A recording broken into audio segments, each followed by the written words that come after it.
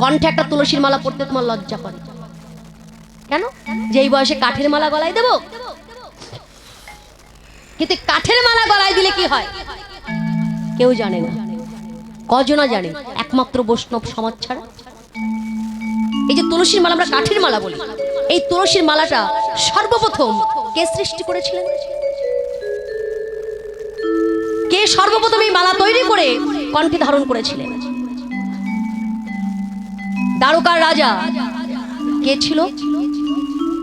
বাসুদেব শ্রীকৃষ্ণ।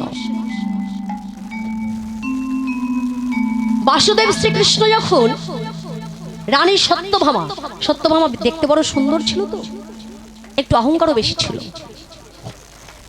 মনে মনে চিন্তা করতো যে কৃষ্ণ বেশি সময়টা আমার সঙ্গে কাটায়, কৃষ্ণ আমাকে বেশি ভালোবাসে, কৃষ্ণ শুধু আমার, কৃষ্ণ আর কারণ।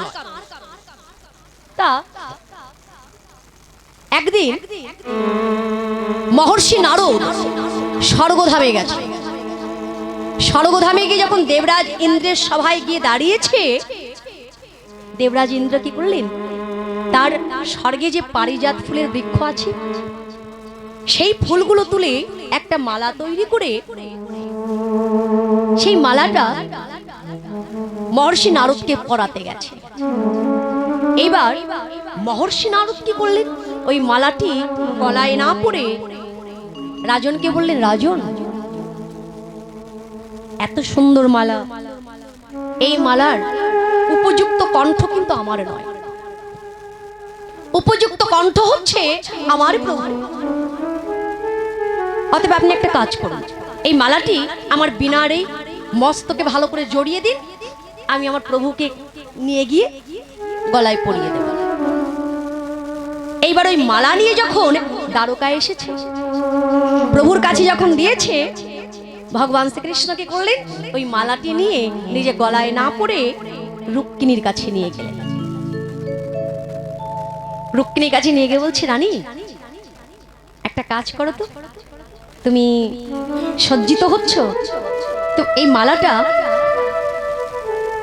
তোমার খোপায় ভালো করে দিয়ে দিই, তোমার কেশবন্ধনে ভীষণ সুন্দর লাগবে। তার নিজের হাতে ওই পারিজাতের মালাটা রুক্মিণীর খোপায় বেঁধে দিয়েছে। বাবা, যেখানে নারদ থাকবে সেখানে যে ঝগড়া হবে না, এটা তো হতে পারে না। কিছু না কিছু গন্ডগোল তো সেখানে হতেই হবে, কারণ যেখানে নারদ থাকবে। এবার মহর্ষি নারদ এই দৃশ্য দর্শন করে মনে মনে চিন্তা করলেন, এটা একটু রানী সত্যভামাকে একটু জানিয়ে আসি। তা মহর্ষি নারদ রানী সত্যভামার মন্দিরে উপনীত হলেন। মহারানী জয় হোক। মহারানী, আপনি এখানে? বলছে কেন? বলছি না, দেখে এলাম প্রভু ওই রানী দেবী রুক্মিণীর খোপায় পারিজাত ফুলের মালা পরিয়ে দিচ্ছে। শুনেছি আপনাকে নাকি প্রভু বেশি ভালোবাসে, তাহলে পারিজাতের মালা স্বর্গধাম থেকে নিয়ে আসা, সেই পারিজাতের মালা কিনা আপনাকে না দিয়ে দিল দেবী রুক্মিণীকে, এটা কিন্তু ঠিক হয়নি। আর কোথায় যাবে? মেয়ে জাতি তো এমন, পান থেকে চুন খসলেই হলো, তাহলে দেহের মধ্যে রাগ ক্রোধ আপন ইচ্ছায় চলে আসে। এইবার যখন শুনেছে সত্যভামা তো রাগে গজগজ করছে, যখন কৃষ্ণ এসেছে সত্যভামার কুঠিরে, সত্যভামা রেগে বসে আছে। কি হয়েছে দেবী? কথা বলছে না। আরে বাবা, কি হয়েছে বলো না, তুমি আমার প্রাণের চেয়ে প্রিয় রানী, তুমি যদি মন অমন করে বসে থাকো তাহলে ভালো লাগে, তুমি বদন মলিন করে থাকলে ভালো লাগে, কি হয়েছে বলো। বলছে, প্রভু আপনি বলুন তো, আপনার এত রানীর মধ্যে আপনি সব থেকে কাকে বেশি ভালোবাসেন? আমাকেই তো। বলছে, হ্যাঁ, আমি তোমাকেই বেশি ভালোবাসি। কিন্তু এ কথা কেন বলছো দেবী? বলছি, প্রভু আপনি যদি আমাকে বেশি ভালোবাসেন, তাহলে পারিজাতের মালাটা কেন আপনি আমাকে না দিয়ে দেবী রুক্মিণীকে দিয়েছেন?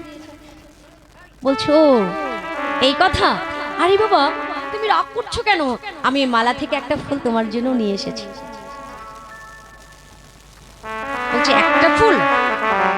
প্রভু, আপনি যদি সত্যই আমাকে ভালোবেসে থাকেন তাহলে আমি একটা ফুল নয়, আমি চাই যেমন ভাবে একটা মালা রানী রুক্মিণীর খোপায় উঠেছে, পুরো ফুলের বৃক্ষটা যেন আমার মন্দিরের সামনে প্রতিষ্ঠা করা হয়। সর্বনাশ করেছে। এখন ওই পারিজাত ফুলের বৃক্ষ স্বর্গধাম থেকে কি করে মর্তে মাটিতে নিয়ে আসবেন?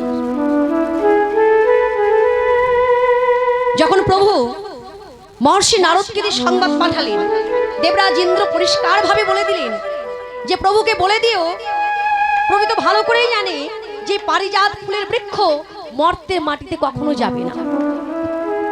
বাবা, এই নিয়ে ভগবান শ্রীকৃষ্ণের সঙ্গে দেবরাজ ইন্দ্রের যুদ্ধ হলো। তাতে ভগবানের অঙ্গে একটু আঘাত লাগলো। মহর্ষি নারদ চিন্তা করলেন, আজকে আমার ভুলের কারণে এই যুদ্ধ শুরু হলো। আমি যদি বলতে না যেতাম, এই যুদ্ধ হতো না, আমার প্রভুর অঙ্গে আঘাত লাগতো না। এই সমাধান তো আমাকেই করতে হবে। এইবার মহর্ষি নারদ রানী সত্যভামার কাছে এসে বলছে, আচ্ছা দেবী, আপনি কি চান বলুন তো? আপনি তো এটাই প্রমাণ করতে চান যে কৃষ্ণ আপনার কি না? বলছে হ্যাঁ। তাহলে একটা কাজ করুন, কৃষ্ণ দান যজ্ঞ করুন, ওখানেই প্রমাণ হয়ে যাবে যে কৃষ্ণ শুধু আপনার। ঠিক আছে, তাহলে পুরোহিত হতে হবে তোমাকে। সত্যভামা নারদকে বলছে, পুরোহিত কিন্তু তোমাকে হতে হবে, যজ্ঞের পুরোহিত। বেশ ভালো কথা। ভগবানের কৃপা না হলে, ভগবানের ইচ্ছা না হলে কোনো লীলাই কখনো পরিপূর্ণ হয় না। এবার কৃষ্ণদান যজ্ঞ শুরু হলো। কৃষ্ণদান যজ্ঞে কি দিতে হবে? কৃষ্ণের ওজনে স্বর্ণ দান করতে হবে। এইবার সত্যভামা আমার মনে চিন্তা করছে, আমার কিসের অভাব আছে? এক কৃষ্ণের ওজনে কত সোনা লাগবে, কত সম্পদ লাগবে। আমি রানী সত্যভামা, আমার ঘরে কোনো কিছুর অভাব নেই, কৃষ্ণের থেকে বেশি ওজন দেব। এবার কৃষ্ণ এক সাইডে বসেছে, আর এক সাইডে পাল্লাতে স্বর্ণ দান করা হচ্ছে। দিয়েই যাচ্ছে, দিয়েই যাচ্ছে। আল্লাহ নামা তো দূরের কথা, একটু নড়াচড়াও করছে। নড়াচড়াও করছে না।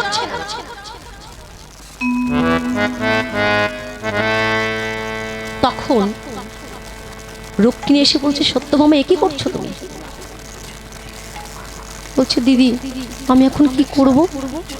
এ পাল্লা তো নামছেও না, উঠছেও না, নড়ছেও না, চড়ছেও না, তবে কি যজ্ঞ পরিপূর্ণ হবে না? ঠিক এমন সময় অক্কুরমণি এসে দাঁড়িয়েছে মন্দিরের দুয়ারে।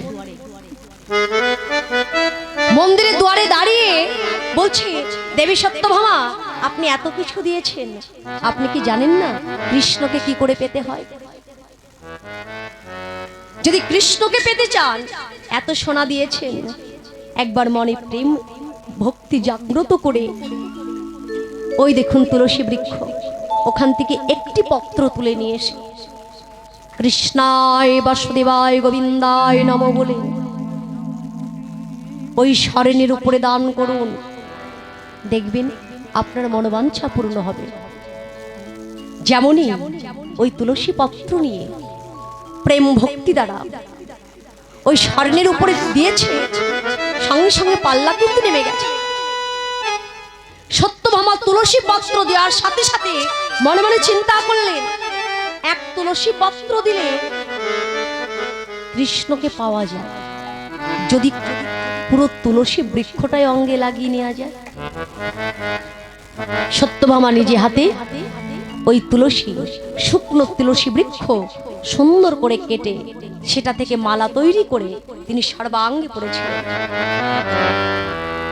যাতে কৃষ্ণ শুধু তার একার না হয়ে তার প্রেম ভক্তির কাছে চিরতরেরই যেন বাধা পড়ে থাকে। কৃষ্ণ মহাজন বললেন, সেই মালা কণ্ঠে পড়তে আমাদের লজ্জা করে, একটু তিলক সেবা করতে আমাদের লজ্জা করে, হরি বলতে গেলে সময় নেই।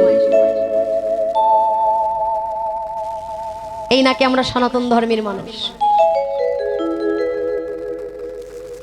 কৃষ্ণ মহাজন বললেন, সময় থাকতে গুরুচরণ আশ্রয় করো, গুরু কৃপা লাভ করো, গুরু কৃপার দ্বারা চিত্তটাকে শুদ্ধ করো, চৈতন্যের উদয় করো।